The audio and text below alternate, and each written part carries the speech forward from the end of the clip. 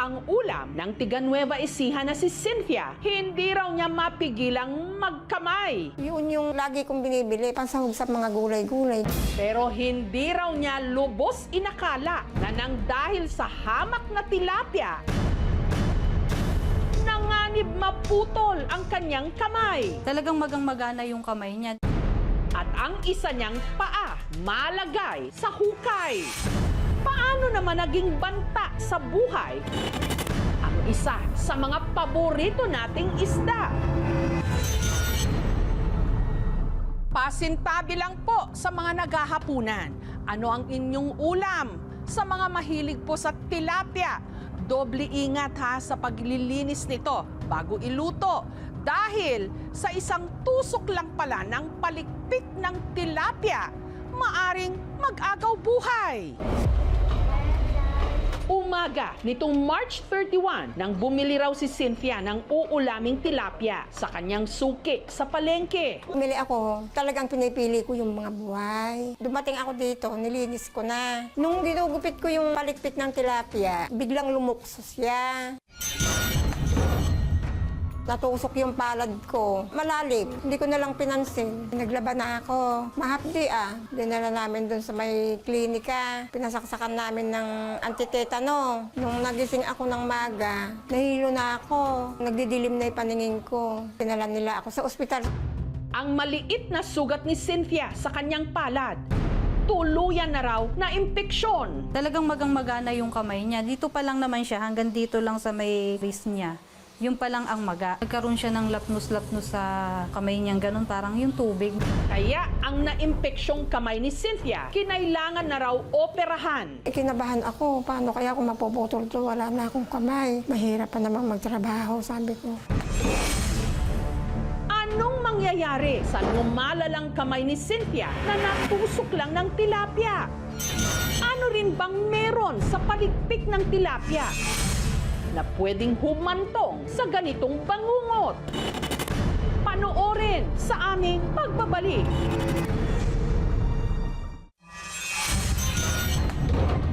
Matapos matusok ng tilapia ang kamay ni Cynthia, namaga ito at dahil kumalat na raw ang impeksyon, kinailangan na itong operahan. Kaya yung hiwa niyan, makikita nyo, is kung doon hanggang dito yan, maganda na lang yun yung balat na. Kasi hanggang dito yung maganon eh. At ayon sa mga doktor na sumuri kay Cynthia, ang sanhi ng malubhang impeksyon ng kanyang kamay,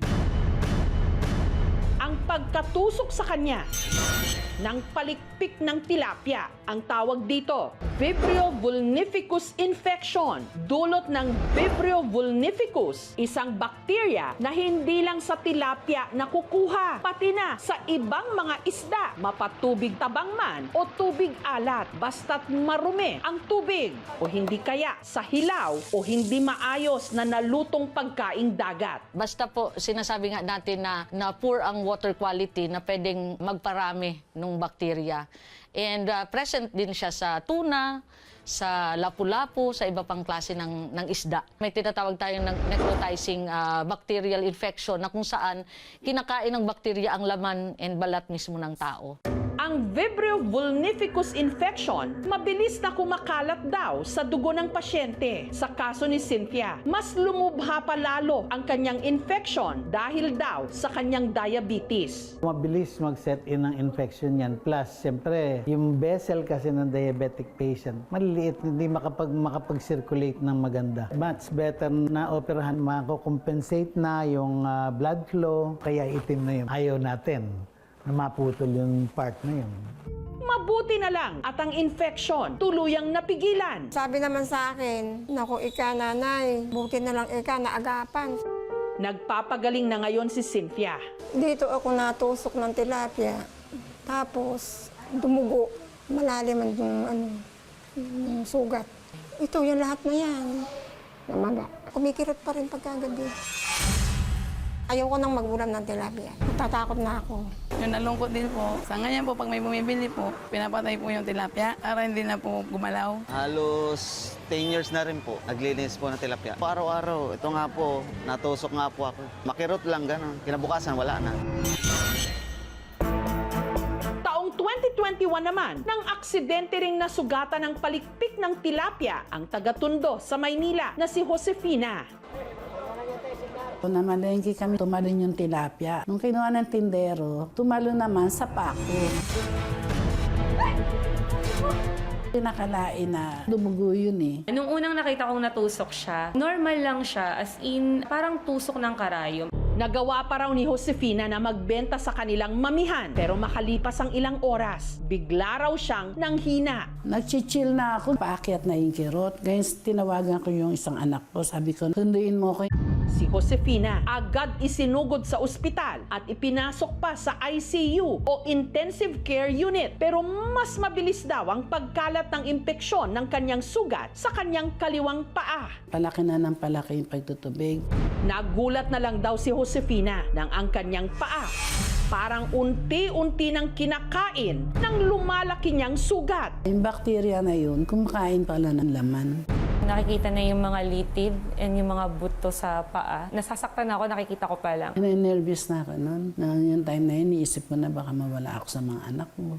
Para maisalba ang paa ni Josefina, kinailangan niyang sumailalim sa skin grafting procedure kung saan ililipat ang tissue mula sa isang bahagi ng katawan sa naimpeksyong parte ng kanyang paa. Doon sa pasyente na nakita natin, maganda yon na hindi siya naputol, pero yung deformity or yung mga part ng paa na natanggal, kailangan talaga yon para matanggal yung infection sa katawan niya.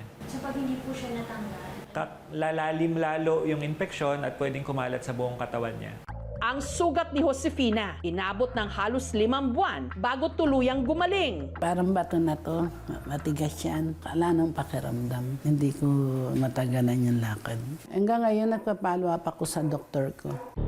Nang dahil lang sa dulot din ng palikpik ng tilapia ang isang ama mula sa Pampanga, binawian ng buhay. Yung kamay niya, paakyat ng paakyat, lumalampas siya dun sa marquee. Nakita siya ng surgery doctor. Ang initial recommendation is ambulation. Dun na parang gumubo yung mundo ko. Kasi wala pa, ilang hours pa lang, tapos ganun na. Pero bago pa man maputol ang kamay nito, tuluyan na siyang namatay.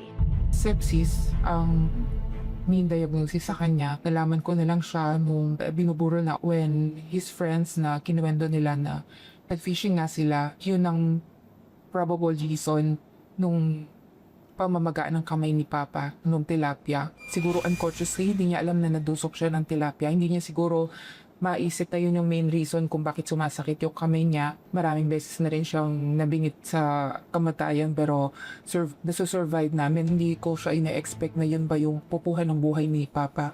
May paalala rin ang mga eksperto kung paano maiiwasan ang ganitong impeksyon. Safe pa din naman pong kainin yung tilapia so long as makita mo na hindi talaga siya balisa, hinuhugasan ng mabuti prior to cooking, and niluluto talaga siya ng lutong-luto. Keep it cool or cold, panatilihing malinis. Ito naman po ay itatago natin. Siguruhin lang po na kaliskisan na, naalis na yung hasang at saka sa bituka bago po natin siya lagay sa freezer.